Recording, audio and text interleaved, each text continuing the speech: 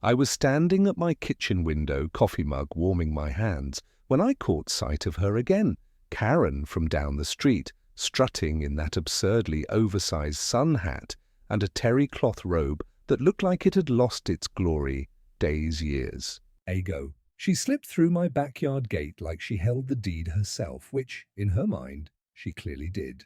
Mouth agape, I watched as she shrugged off the robe, poised to dive into my pool. What happened next nearly sent my coffee crashing to the floor. The second her feet hit the water, a blood-curdling scream ripped through the air, loud enough to rouse the dead. She vaulted back so fast it was like she'd been zapped, her face a mask of shock and rage. Steam curled off her skin as she stood there, shivering, arms wrapped tight around herself. That water, a cozy 85 degree just yesterday, was now frigid as ice. Something had shifted and Karen was about to get a front row seat to the mystery. Let me rewind a bit. 6 months ago, I moved into what I thought was my dream haven in Maple Grove Estates, a peaceful suburban nook with tree-lined streets and an HOA promising to uphold property values and community vibes. The house came with a stunning backyard and an in-ground pool that sealed the deal for me. After years cooped up in apartments, I'd finally scored my own private escape for unwinding after grueling office days, dreaming of serene morning dips and weekend barbecues with friends. What I didn't see coming was playing reluctant host to a middle-aged woman with a Texas-sized entitlement streak. It started subtly, as these things often do. I'd come home to wet footprints on my pool deck, not mine, and at first I brushed it off as maintenance crews or a neighbor chasing a rogue pet. Which city in the United States are you watching from? Drop a comment and share with us if you've had any confrontations with the HOA. We'll narrate your story on our channel. Then I started noticing other things, stoles that had been moved, sunscreen bottles floating in the pool and chairs arranged differently than I had left them. The first time I actually caught sight of someone in my pool. I was returning home early from a doctor's appointment. I could see movement in the backyard through my living room window. And when I went to investigate, I glimpsed a figure quickly gathering up towels and heading toward the back gate. By the time I made it outside, whoever it was had vanished, leaving only damp footprints and the lingering scent of coconut sunscreen. I mentioned the incidents to my next-door neighbor, Bob, a retired postal worker who seemed to know everything that happened in the neighborhood. He nodded knowingly and lowered his voice like he was sharing state secrets. "That would be Karen Mitchell," he said, glancing around to make sure no one was listening. "She lives in the big colonial 3 houses down. She is the president of the Homeowners Association and apparently thinks that gives her access to everyone's amenities." Bob went on to explain that Karen had been pulling stunts like this for years. She had used other people's grills during neighborhood events, helped herself to vegetables from community gardens, and once even rearranged a neighbor's patio furniture, 'cause she thought it looked better a different way.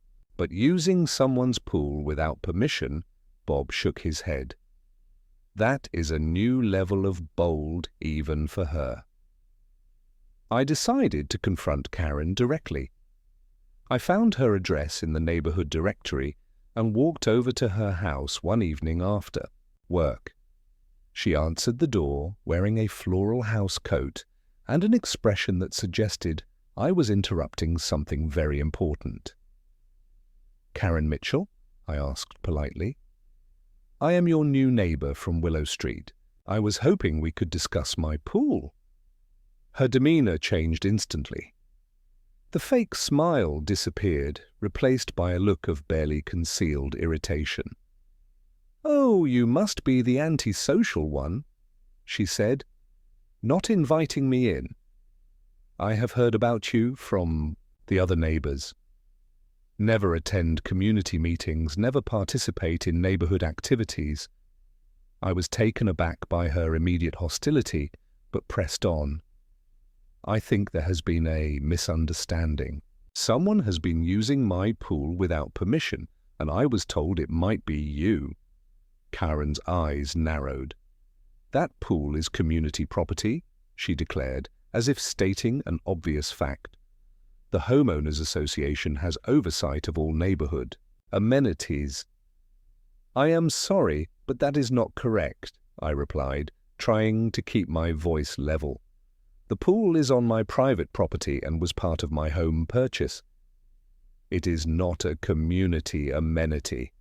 Everything in Maple Grove Estates falls under Homeowners Association jurisdiction," Karen insisted, her voice rising slightly. "As president, I have the authority to ensure all neighborhood resources are being utilized properly. A pool that size should not be sitting empty when community members could be enjoying it." I could not believe what I was hearing. "You have been trespassing on my property," I said firmly. "I need you to stop using my pool immediately." Karen laughed. Actually laughed, as if I had just told her the most ridiculous joke she had ever heard. Trespassing.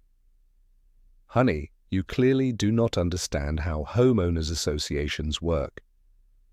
Maybe you should attend a meeting sometime and educate yourself," she started to close the door, but I put my hand out to stop her.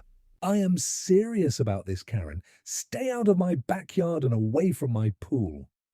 "Or what?" she challenged, her eyes flashing with defiance. "You will call the police. Good luck explaining to them why you are trying to monopolize community resources." The door slammed in my face, leaving me standing on her porch, feeling like I had just entered some kind of alternate reality where private property rights did not exist. Over the next few weeks, Karen's behavior escalated dramatically. Not only did she continue using my pool, but she became more brazen about it. She started showing up earlier in the day, sometimes bringing friends along for impromptu pool parties. I would come home to find multiple towels scattered around, empty beverage cans floating in the water, and clear evidence that several people had been using my pool as their personal country club. I installed a security camera system and put new locks on my gates, but Karen seemed to view these as minor inconveniences rather than deterrents. She found ways around the locks and positioned herself so the cameras could not get clear shots of her face. When I tried to confront her again, she would simply wave dismissively and continue with whatever she was doing. The situation reached a boiling point when I discovered that Karen had given other homeowners association members keys to my gate. I came home one Saturday to find 6 people I had never met before having a full-blown pool party in my backyard. They had brought their own music, food, and beverages and were treating my property like it was the neighborhood recreation center. When I asked them to leave, they looked at me like I was the unreasonable one. One woman actually had the nerve to tell me that Karen had assured them the pool was available for homeowners association events, and that I was just being difficult. I called the police, but by the time they arrived, everyone had scattered.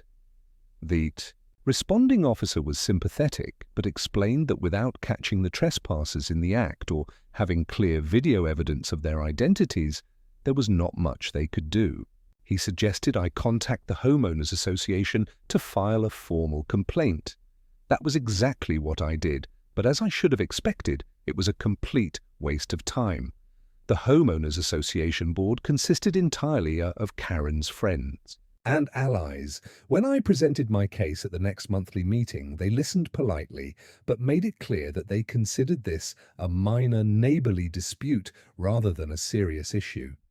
The board secretary, a woman named Linda, who seemed to hang on Karen's every word, actually suggested that I was being unneighborly by not sharing my pool with the community.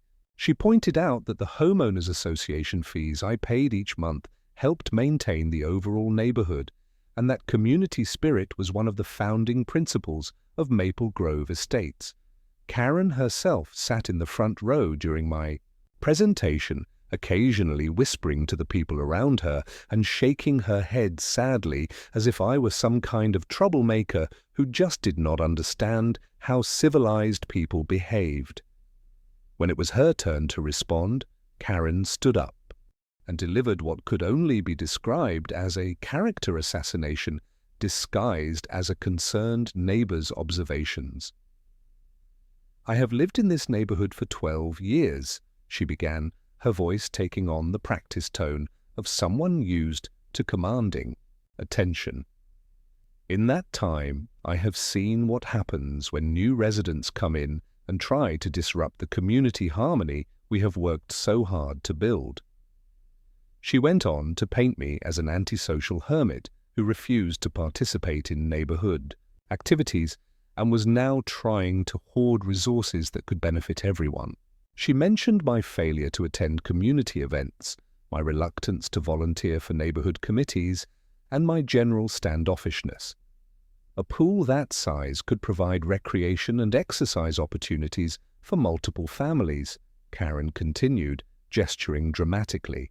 Instead, it sits empty most of the time while one selfish individual refuses to embrace the spirit of community sharing that makes Maple Grove Estates such a special place to live. By the time she finished, I felt like the villain in my own story. Several board members nodded along with her words, and I could see that they had already made up their minds about who was right and who was wrong in this situation. The board's final decision was to encourage both parties to work together to find a neighborly solution that benefits everyone. In practical terms, this meant they were going to do absolutely nothing to stop Karen from continuing to trespass. I left that meeting feeling more frustrated than ever. It was clear that working within the system was not going to solve my problem.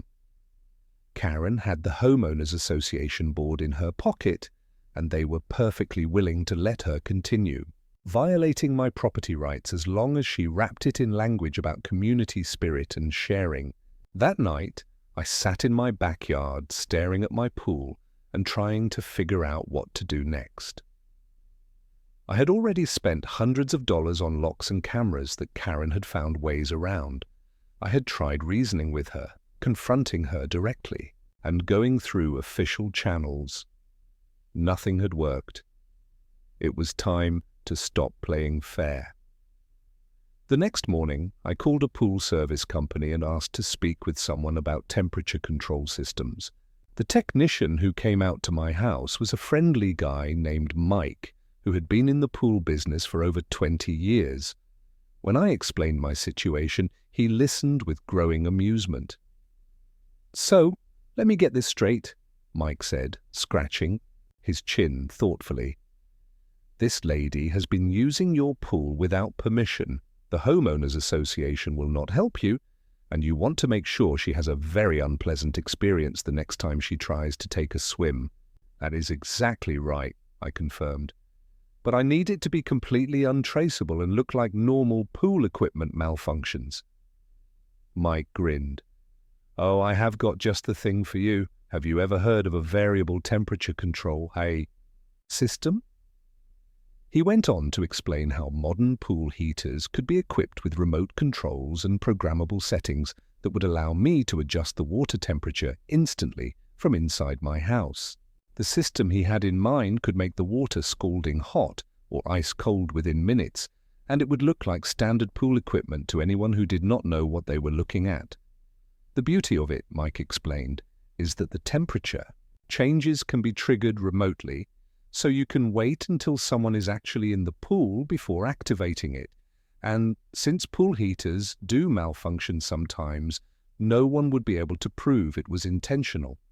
The installation took 2 days and cost me more than I planned to spend, but I considered it an investment in my sanity and property rights.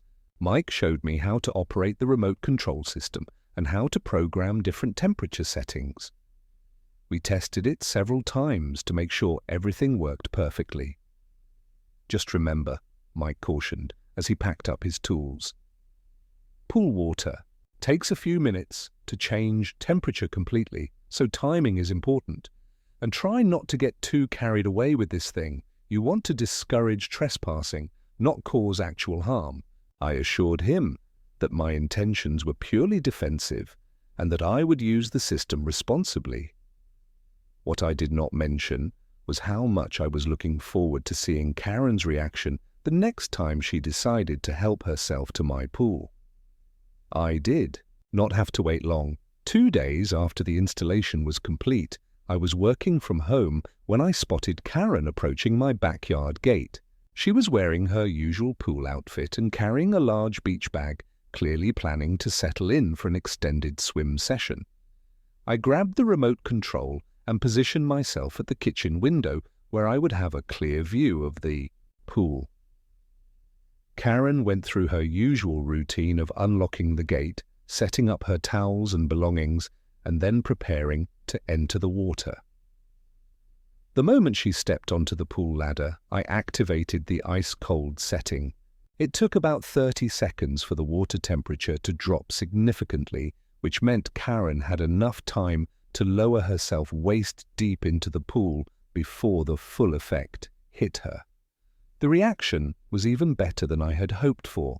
Karen's relaxed expression instantly transformed into a mask of shock and confusion. She stood up quickly, shivering, and looking around as if trying to figure out what had gone wrong. She dipped her hand back into the water several more times, apparently unable to believe that the temperature had changed so dramatically. After a few minutes of testing the water and muttering to herself, Karen gathered up her things and left. I could see her looking back at the pool with a puzzled expression, clearly trying to understand what had happened.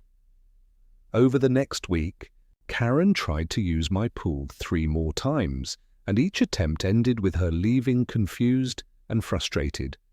Sometimes I made the water freezing cold, other times I made it uncomfortably hot. Once I waited until she had been swimming for about 10 minutes before changing the temperature, which resulted in her scrambling out of the pool and standing on the deck looking completely bewildered. The beauty of the system was that it was completely unpredictable from Karen's perspective.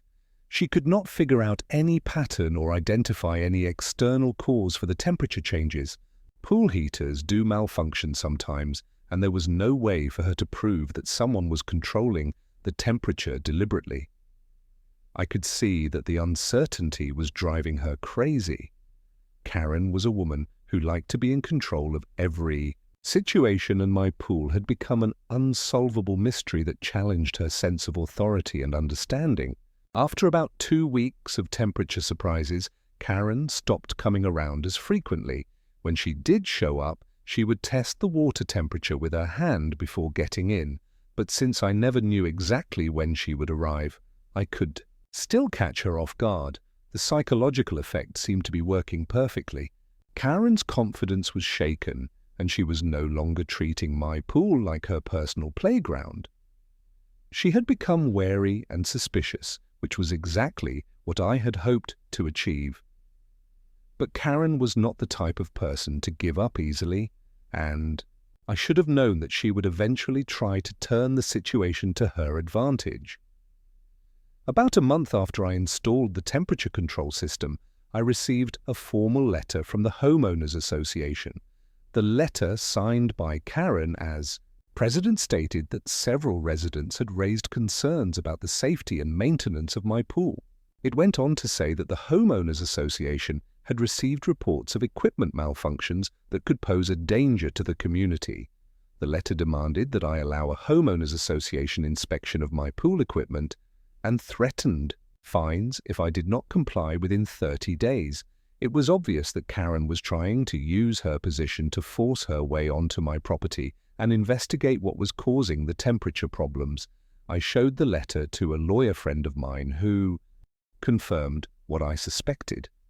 The Homeowners Association had no legal authority to inspect my private pool equipment unless there was evidence of a genuine safety hazard that affected other properties. Karen was overstepping her authority and hoping I would be intimidated into compliance. Instead of responding to the letter directly, I decided to let Karen continue to struggle with the mystery while I documented everything she was doing. I had hours of security footage showing her trespassing on my property, and I was building a solid case for harassment and illegal entry. Karen's frustration became more visible over the following weeks. I would see her pacing around her front yard, talking animatedly on her phone, and occasionally walking past my house to glare at the backyard. She had also started approaching other neighbors, apparently trying to build support for her theory that my pool was somehow dangerous. The situation reached a crescendo when Karen decided to organize what she called a safety inspection of neighborhood pools. She sent out flyers announcing that the Homeowners Association would be conducting voluntary inspections to ensure all pool equipment was functioning properly and safely. Of course, there was nothing voluntary about Karen's plan. She intended to use the inspection as an excuse to examine my pool equipment and figure out what was causing the temperature irregularities. When I politely declined to participate in her inspection program, she became openly hostile. Karen started showing up at my front door at all hours, demanding to speak with me about pool safety.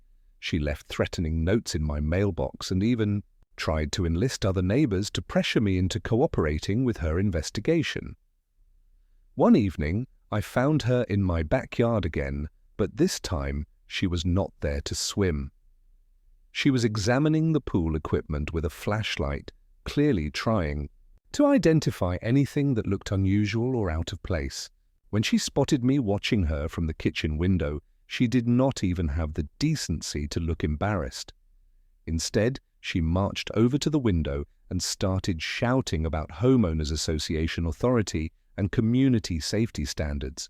I let her rant for a few minutes before calmly informing her that she was trespassing and that I had the entire encounter on video. That seemed to give her pause, but only for a moment. Karen was in too deep to back down now, and her obsession with my pool had become a matter of personal pride rather than community concern. I realized that the temperature control system, while effective at discouraging Karen's swimming activities, had not actually solved the underlying problem. If anything, it had escalated the conflict and made Karen more determined than ever to assert her imagined authority over my property. It was time for the final phase of my plan. Karen's breaking point came on a Saturday afternoon in early summer. I was inside working on some paperwork when I heard multiple voices coming from my backyard. Looking out the window, I saw Karen leading a group of about 8 people toward my pool area. She had apparently decided that the best way to prove her point about community access was to organize an impromptu pool party on my property. The group included several Homeowners Association board members and their families, all carrying towels, coolers, and pool toys. I watched in amazement as Karen unlocked my gate and began directing people to set up their belongings around my pool. She was acting like the host of the event, pointing out where people should put their things and explaining the pool rules as if she owned the place. This was my moment. I had never caught Karen red-handed with so many witnesses before, and I was finally going to have the evidence I needed to end this ridiculous situation once and for all. I grabbed my phone and started recording as I walked outside to confront the group. Several of Karen's guests looked uncomfortable when they saw me approaching, clearly realizing that something was not right about the situation. "Excuse me," I said loudly enough for everyone to hear. "This is private property and you are all trespassing. I need you to leave immediately."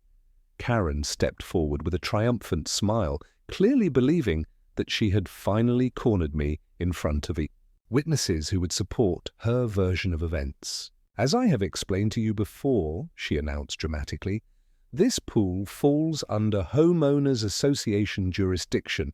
We are here for a community safety inspection and social event."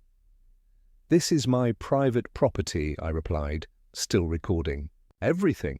You have no authority here, and I am asking you to leave." Several of Karen's guests were already gathering their belongings and heading toward the gate, obviously uncomfortable with the confrontation. But Karen was not finished with her performance. "Everyone stay right where you are," she commanded, her voice taking on the authoritative tone she used at homeowners association meetings. "This man is trying to intimidate you into giving up your community rights." To prove her point, Karen walked over to the pool and prepared to get in, apparently intending to demonstrate her claimed authority by taking a swim in front of everyone. It was perfect timing. The moment Karen lowered herself into the pool, I activated the ice-cold setting on my remote control. The water temperature had been sitting at a comfortable 82 degrees, but within seconds it began dropping rapidly toward freezing. Karen had enough time to immerse herself completely and begin swimming toward the center of the pool before the temperature change hit her. When it did, her reaction was spectacular. She let out a shriek that could probably be heard 3 blocks away and began thrashing around in the water like she was being attacked by an invisible sea monster. The shock of the sudden temperature change caused her to lose her coordination, and she began flailing helplessly as she tried to swim back to the shallow end. Her guests stood around the pool in stunned silence, watching their fearless leader struggle with water that had apparently turned to liquid ice in a matter of seconds. A few people started toward the pool to help her, but Karen was screaming incoherently and splashing so violently that they were afraid to get too close. By the time Karen managed to haul herself out of the pool, she was shivering uncontrollably and her lips had turned blue. She stood on the pool deck, wrapped in a towel, shaking and staring at the water with a look of complete bewilderment. "What did you do?" she demanded, her voice chattering from the cold. "What did you do to the water?" "I did not do anything," I replied innocently, still recording her meltdown. "Pool heaters malfunction sometimes. Maybe you should have had that safety inspection you were talking about."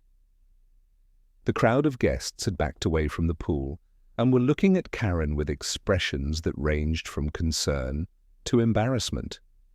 Whatever authority she had claimed over, the situation had evaporated along with her dignity.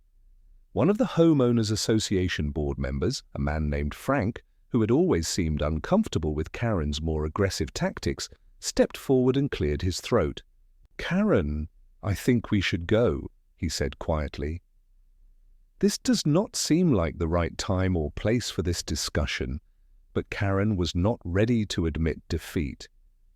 She was still shivering and blue-lipped, but her anger was overriding her physical discomfort. "He sabotaged the pool," she shouted, pointing an accusing finger at me.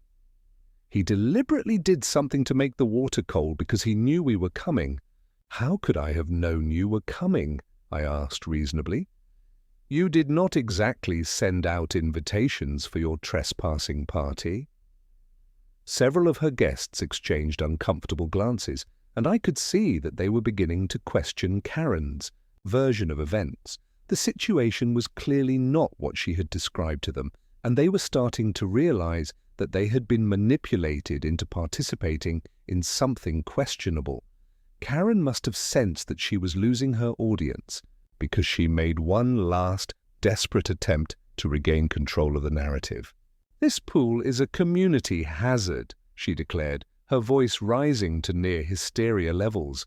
"The equipment is obviously malfunctioning and someone could be seriously injured. As Homeowners Association President, I am declaring this pool closed until a proper safety inspection can be completed." That was when I decided to play my trump card. "Actually, Karen," I said calmly, "since you keep talking about Homeowners Association authority, let me read you something." I pulled out a copy of the neighborhood covenants and restrictions that I had been carrying in my back pocket for weeks, waiting for exactly this moment. According to Section 12 of the Homeowners Association bylaws, I read aloud, "Private recreational facilities located entirely on individual lots remain under the sole control and authority of the property owner. The Homeowners Association has No jurisdiction over private pools, spas, or similar amenities. The silence that followed this revelation was deafening. Karen's guests were staring at her with expressions of shock and betrayal, clearly realizing that she had been lying to them about her authority over my pool. Frank, the board member who had tried to defuse the situation earlier, looked particularly uncomfortable. "Karen, is this true?" he asked quietly. "Do we actually have no authority over private pools?" Karen's face went through several different colors as she struggled to come up with an explanation that would salvage her position. "Well, that section is open to interpretation," she stammered. "Community safety concerns override individual property rights in certain circumstances." "No, they do not," I interrupted, still recording everything. "And even if they did, you would need to go through proper legal channels, not organize vigilante pool parties on my property." By this point, most of Karen's guests had heard enough. They began gathering their belongings and heading toward the gate, clearly wanting to distance themselves from what was rapidly becoming a legal nightmare. Karen watched her support group abandoning her and made one final desperate play for sympathy. "Fine," she shouted, her voice cracking with emotion. "Everyone, go ahead and leave. But when someone gets hurt because of this dangerous pool equipment, do not come crying to me." She stormed toward the gate, still wrapped in her towel and shivering. But before she could make her dramatic exit, I called out to her, "Karen, wait, there is one more thing." She turned around with a look of hope, probably thinking I was going to apologize or offer some kind of compromise. Instead, I held up my phone and smiled. "I just want you to know that I have been recording this entire conversation, and I also have security camera footage of you trespassing on my property multiple times over the past several months. I will be turning all of this evidence over to the police on Monday morning." The color drained from Karen's face as the full implications of what I had said sank in. She opened her mouth to say something, then apparently thought better of it, and hurried through the gate without another word. Her remaining guests followed quickly behind, and within minutes my backyard was empty again, except for a few scattered pool toys and the lingering scent of coconut sunscreen. I stood there for a moment, savoring the silence and the knowledge that I had finally definitively won this ridiculous battle, but I was not quite finished yet. On Monday morning, I made good on my promise and filed a formal complaint with the police. I had hours of security footage showing Karen trespassing on my property, recordings of her admitting to using my pool without permission, and video evidence of her organizing an unauthorized gathering on my land.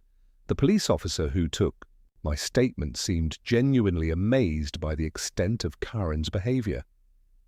"So let me make sure I understand this," he said, reviewing my evidence. "This woman has been using your pool without permission for months," claimed Homeowners Association Authority. "She does not actually have, and then organized a group trespassing event on your property." "That is correct," I confirmed. "And I have documentation proving all of it." The officer nodded and began filling out the paperwork for criminal trespass and harassment charges. "We will need to interview some of the witnesses from Saturday's incident," he said. "Do you have contact information for any of the people who were present?" I provided him with the names and addresses of several Homeowners Association board members who had witnessed Karen's meltdown, and he assured me that the case would be taken seriously. Within a week, Karen had been formally charged with criminal trespass and harassment. The local newspaper picked up the story, and soon the entire neighborhood was talking about the Homeowners Association president who had been arrested for illegal pool parties. The Homeowners Association board called an emergency meeting to address the situation, and Karen was asked to resign her position immediately. She tried to claim that the whole thing was a misunderstanding and that she had been acting in the community's best interests, but the board members who had witnessed Saturday's debacle were not buying it. Frank, who had been Karen's most loyal supporter, was particularly vocal in calling for her resignation. "Karen, you told us we had authority over private pools when you knew that was not true." He said during the meeting, "You used your position to mislead board members and residents, and now the Homeowners Association could face legal liability for your actions." Faced with potential lawsuits and complete loss of support from her former allies, Karen had no choice but to step down. She submitted her resignation letter the next day, citing health issues and personal circumstances that prevented her from continuing in her leadership role. But even that was not the end of Karen's troubles. Several of the people who had participated in her unauthorized pool party were now facing potential legal issues of their own, and they were not happy about being dragged into Karen's scheme. At least 2 of them were considering filing their own complaints against her for misrepresentation and fraud. Karen's reputation in the neighborhood was completely destroyed. People who had once respected her leadership were now questioning everything she had ever told them about homeowners association policies and community standards. She had become a cautionary tale about the dangers of unchecked authority and personal entitlement. As for me, I was finally able to enjoy my pool in peace. I installed a 10-ft privacy fence around my entire backyard and upgraded my security system to ensure that no one would ever again be able to access my property without permission. The temperature control system remained in place, partly as a safeguard against future trespassers, and partly because I had grown fond of being able to adjust the water temperature from inside my house. Mike, the pool technician who had installed it, stopped by a few weeks later to check on how everything was working. "So how did your problem with the trespassing neighbor work out?" he asked, with a knowing grin. "Let me put it this way," I replied. "She will not be using anyone's pool without permission ever again." Mike laughed and began packing up his tools. "You know," he said casually, "there is actually a setting on that system that creates random temperature spikes throughout the day. It is designed for therapeutic purposes, but it could also serve as a deterrent against unwanted swimmers. Want me to show you how to activate it?" I considered his offer for a moment, thinking about all the stress and frustration Karen had caused me over the past several months. The memory of her standing on my pool deck, shivering and humiliated, brought a sense of satisfaction that I had not felt in months. "Show me," I said, without hesitation. Mike pulled out his tablet and began programming the new settings. "This feature will create temperature variations every few hours," he explained. "Nothing dangerous, just enough to make the water uncomfortable for anyone who might be tempted to take an unauthorized swim. The changes happen gradually, so it looks completely natural." As he worked, I found myself thinking about how different my life had become since moving to Maple Grove Estates. What had started as a dream of peaceful suburban living had turned into a months-long battle with an entitled neighbor who believed the rules did not apply to her. The whole experience had taught me valuable lessons about standing up for myself and not backing down when someone tries to walk all over you. The legal proceedings against Karen were still ongoing, but her lawyer had already reached out about a possible settlement. Apparently, she was eager to avoid a trial that would make her behavior even more public than it already was. The local newspaper had run a follow-up story about the case, and Karen had become something of a neighborhood celebrity for all the wrong reasons. I had also learned that Karen's problems extended beyond just my pool. Other neighbors had started coming forward with their own stories about her overstepping boundaries and abusing her position as Homeowners Association president. There were reports of her entering people's garages without permission, rearranging their outdoor decorations, and even lecturing residents about their landscaping choices while standing uninvited in their front yards. The new Homeowners Association board was now reviewing all of Karen's past decisions and policies. many of which had been implemented without proper authority or community input. It turned out that her interpretation of the neighborhood rules had been far more expansive than what was actually written in the official documents. "There we go," Mike said, finishing up the programming. "The system is now set to create random temperature fluctuations between 75 and 90 degrees throughout the day. It will look like normal equipment cycling to anyone who does not know better." I tested the new settings from my kitchen window, watching as the pool temperature display showed the gradual changes Mike had programmed. It was subtle but effective, creating an environment that would be uncomfortable for extended swimming without appearing obviously manipulated. "Perfect," I said, shaking Mike's hand as he prepared to leave. "I think this will ensure my pool remains private property." As Mike drove away, I stood in my backyard and looked at the pool that had caused so much trouble. The afternoon sun was reflecting off the water's surface, creating dancing patterns of light that reminded me why I had fallen in love with this house in the first place. For the first time in months, I felt truly at peace in my own backyard. Karen's house was visible in the distance, and I noticed that the for sale sign that had appeared in her front yard the previous week was still there. According to neighborhood gossip, she was planning to move away from Maple Grove Estates entirely, unable to face the daily reminders of her public humiliation. I could not say I was sorry to see her go. The neighborhood would be a much more peaceful place without her. Constant interference and manufactured drama. The new Homeowners Association president was a retired teacher named Margaret, who actually seemed to understand the difference between community leadership and personal dictatorship. "Just in case," I said, "you never know when it might come in handy."